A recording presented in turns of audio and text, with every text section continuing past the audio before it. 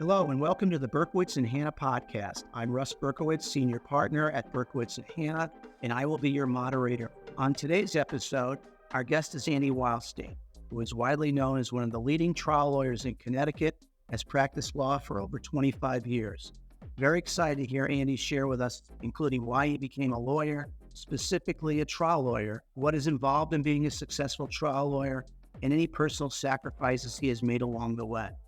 Finally, I think it's been pretty interesting to hear Andy discuss why he switched from doing primarily medical malpractice defense work on behalf of doctors and hospitals at a prestigious defense firm before coming aboard to our firm, where he now represents victims who have sustained severe medical malpractice and personal injuries. As a firm, and me personally, are very lucky to have someone of Andy's caliber working with us and against us, since I had a number of cases with Andy over the years, and he's always been a very tough and smart adversary. So without further ado, I welcome Andy to the show. Hey, Andy, how you doing today? Great, Russ. Thank you so much for those kind words. I'm really looking forward to our discussion today. Glad to have you here. We have a lot of ground to cover today, but what I want to talk to you about first is something that's going on right now in the medical malpractice and personal injury area as far as trials, and that's the large verdicts that seem to be coming out throughout Connecticut over the last year. We talk about it in the office a lot, and I'd like to, have you share with us what you think is actually going on out there in the last year where, there have been many cases, for example, where someone is making a demand of $700,000 for a personal injury case, and the insurance company offers them $400,000.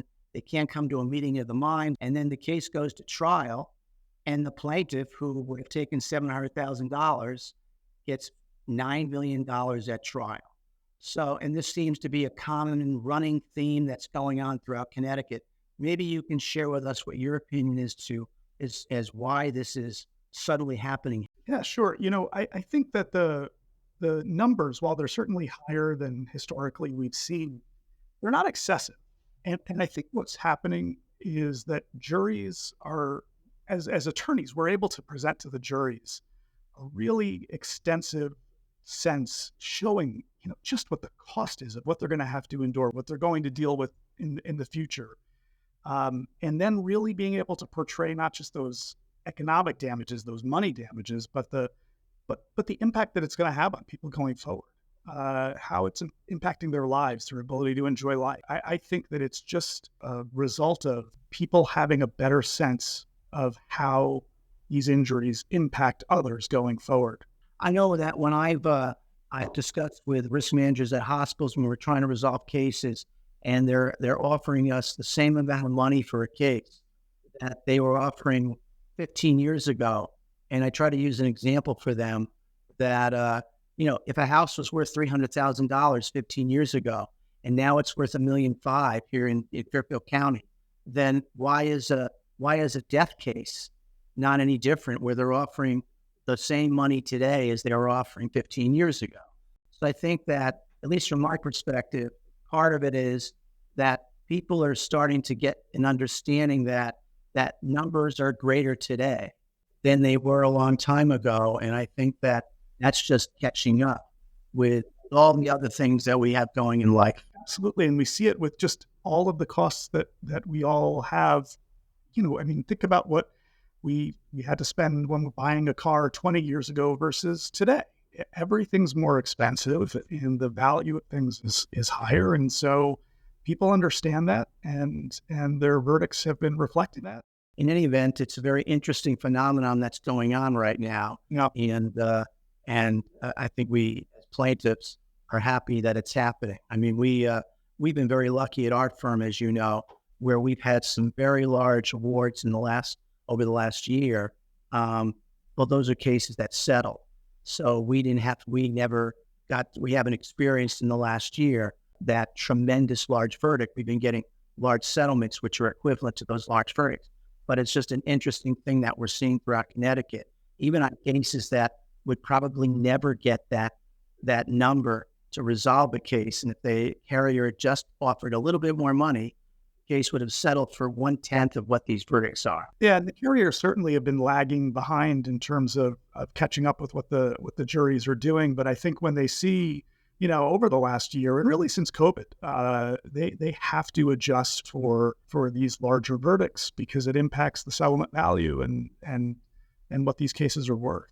Are you finding that the numbers are higher in specific jurisdictions in Connecticut versus others, or is it consistent throughout the state? Yeah, it seems that historically some jurisdictions have, bigger numbers than others, but it seems that throughout all of the jurisdictions, the numbers are going up, the values are going up. And so I think whether you're in a more rural part of the state or if you're down in Fairfield County, the carriers really have to acknowledge that the case is worth more than it was 5 or 10 years ago.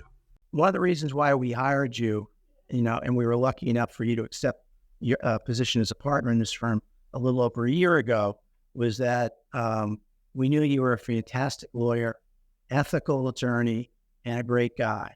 And so we were very pleased that you decided to come on board with us.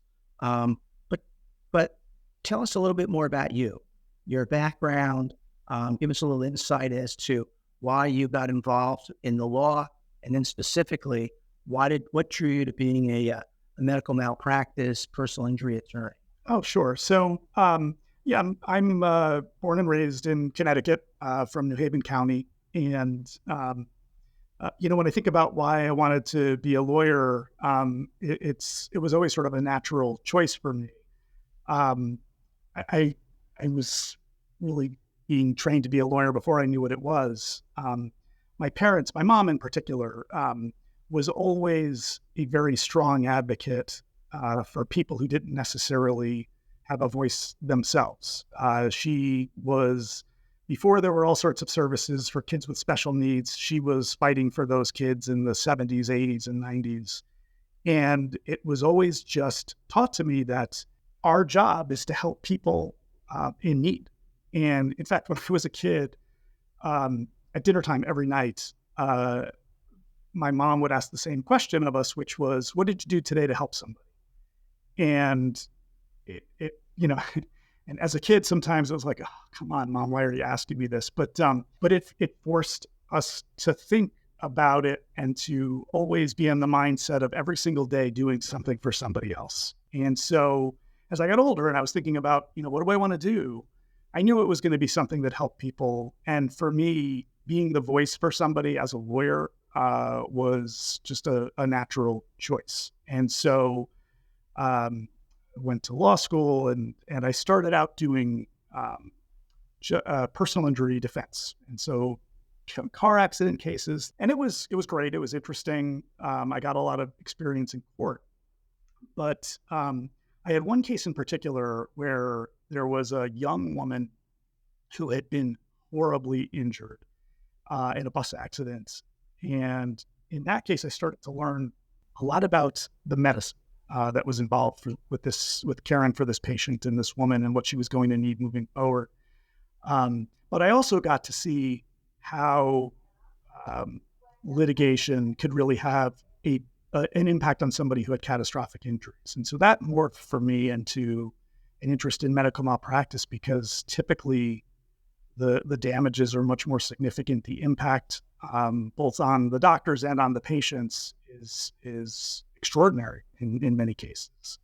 And so I was drawn to that because I knew I could at least have the potential to have more of an impact on somebody. And as you said, I started out doing work with doctors and healthcare providers, and then that evolved into where we are now. And we'll talk a little bit more about that in a little while. But those of us that have attained some level of success in this business usually have had a mentor. I know for myself, when I was a law student, I was a law clerk for a judge who ultimately became the Iowa Chief Justice of the Iowa Supreme Court, who just happened to be a medical malpractice attorney before he became a judge.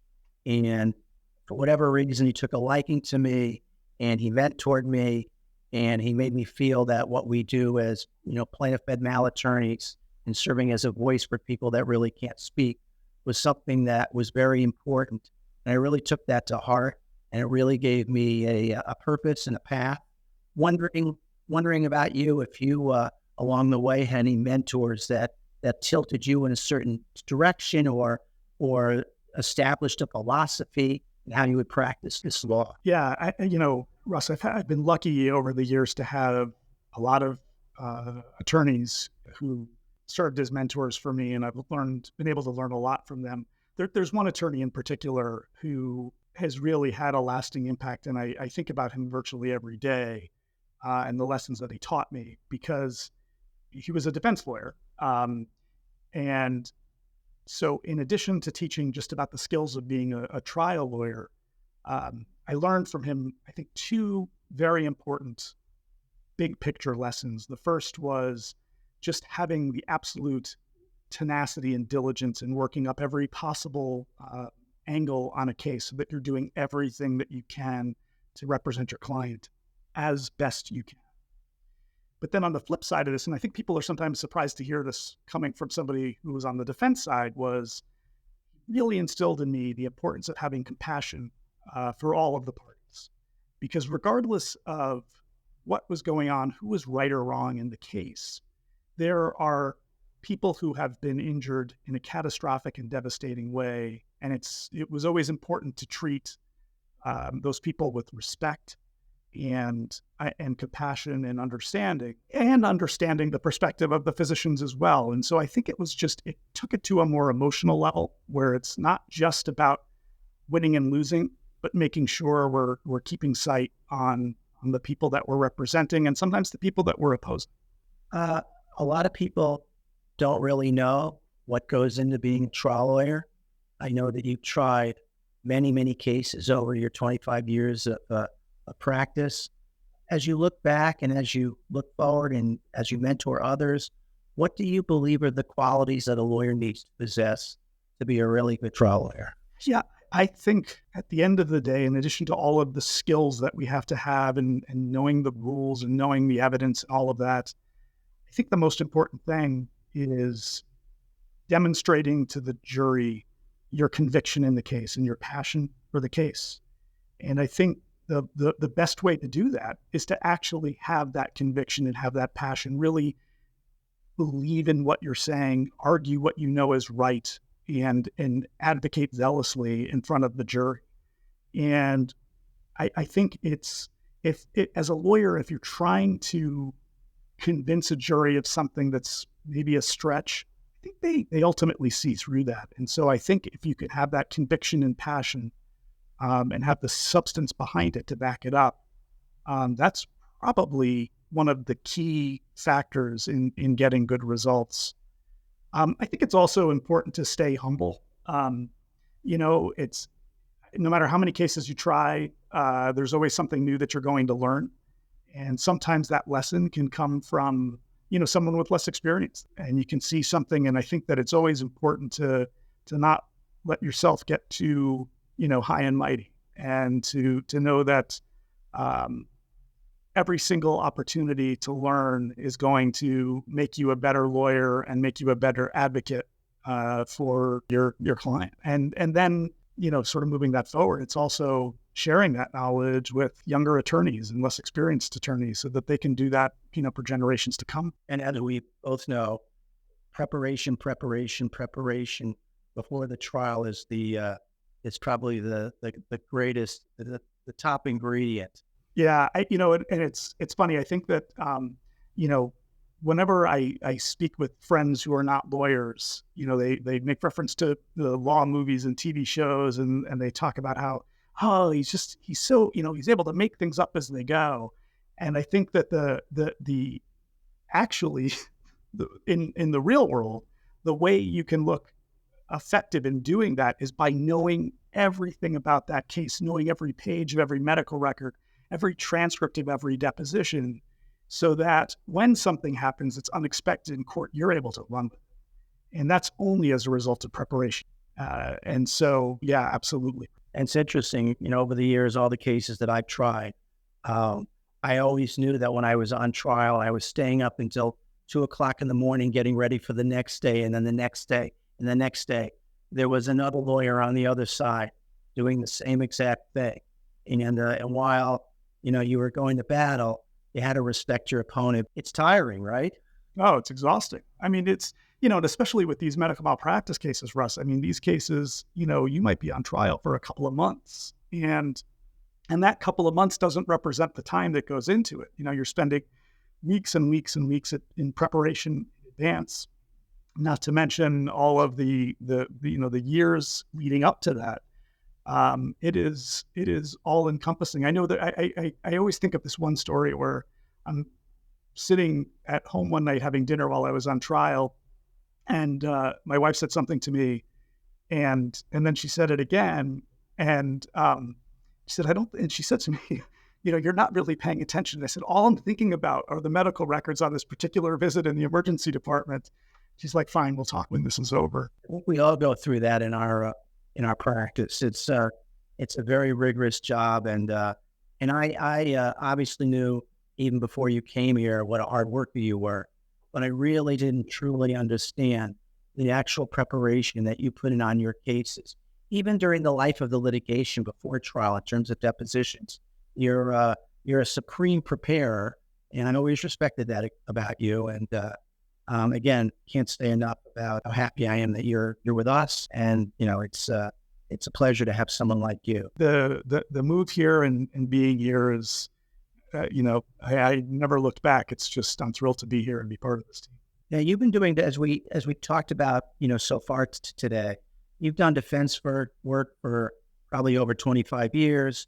Tell us why you decided, after all these years of doing high-end defense work, that you decided to make this career change of doing plaintiff's work representing victims of malpractice versus defending doctors and hospitals for the majority of your career up to this point. Yeah, it was a big choice, and it was not one that I took lightly. And I think it really was as a result of an evolution over time of just a change in how I felt about these cases, where representing healthcare providers I got a lot of satisfaction from that. And these were people who were professionals, and they wanted to vindicate themselves in terms of allegations that they had done wrong. And it mattered to them. And so I was helping them. So that was, in that respect, I really enjoyed it. But over time, the more and more I was involved in these cases, I just felt that there was so much more help that could be given to the victims of malpractice as opposed to those who are alleged to have committed malpractice. And so, getting back to what I was talking about with my upbringing, how can I help people? I really felt like this was the best way for me to have the biggest impact on somebody, and have, both personally and professionally, that higher level of satisfaction. And it's really been the case. It's really been incredibly gratifying work to be able to help folks who are dealing with some of the most difficult times in their lives. When people ask me, why did Andy switch over and why is he at your firm? And I always say, Andy was always a plaintiff's lawyer. He just came out of the closet. Well, I'm out and I'm proud. So, yeah, moving along. What do you view are some of the more rewarding aspects of your job now that you're here doing plaintiff's work? I mean, a lot of it is this idea that we were just talking about, of being able to really have an impact on a family or an individual's life who's just gone through something that never expected and has really altered the trajectory of their life in a very dramatic way. And so that I can't put into words enough how great of an experience that is to be a part of that.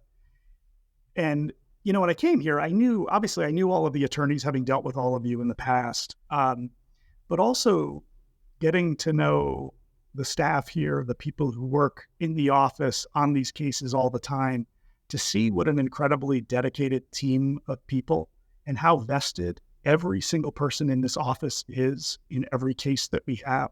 It's just energizing. And it's really been an incredible part of this process for me, where I knew I was coming to a firm that had an incredibly high reputation, amongst the community. I knew the attorneys were exceptional. And then to see it goes so far beyond, and to be a part of it has just been, as I said, it's been an exceptional experience. That's nice of you to say. I mean, we do have a great staff. I mean, it's a taxing job. I mean, I mentioned in an earlier podcast that we get in probably 25 to 35 potential medical malpractice cases a week. And our staff is right in the middle of taking intakes, speaking with all these prospective clients, deciding whether or not they should speak to one of us as a next step in the process, or letting them know that it's just something that we're not interested in. But we're lucky to have people like that, because it's a hard job. I mean, we hear horrible stories, and I'm sure that our staff goes home just like us at the end of every week, where I'm wiped out. I mean, hearing about the death of a loved one, and it goes on and on and on. Every week we hear, 20, 30 of these stories. And it's rough, and it's so commendable. And I will say that you've done a great job being sort of a gatekeeper with some of these paralegals who look up to you, and they see how you're mentoring them, and you're respectful, and it's pleasant to see. Well, it's easy to do with people of this caliber and people who care about these clients as much as they do. Yeah, wind down towards the end of the podcast. What is the most important advice that you would give to a new or a younger lawyer who wants to get involved with medical malpractice work?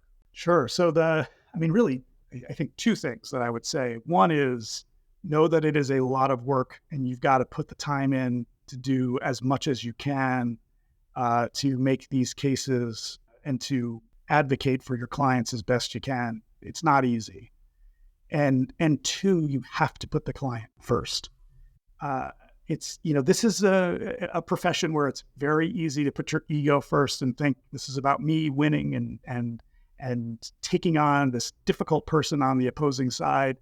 But it is about client, and focus on them alone as you are pursuing a case and doing everything you can to get them the result they deserve. And finally, where do you see the future for Andy Wildstein as a plaintiff's medical malpractice attorney? Well, I see us growing and continuing to do exactly what we're doing, which is advocating for our clients and working up their cases to the highest level of quality and trying them if necessary. And also, in addition to sort of keeping that status quo, always learning, always expanding what we can do, and learning new ways that we can advocate for our clients. And I expect to be doing that for years to come. I think on further podcasts, we can talk about specific cases that we've worked on or gone to trial, or that you've gone to trial on, and we could spend all day talking about like we've been talking about today. But as like everything else in life, this has to come to a close. So I want to thank you for taking your time out today, Andy. It was great to hear your story.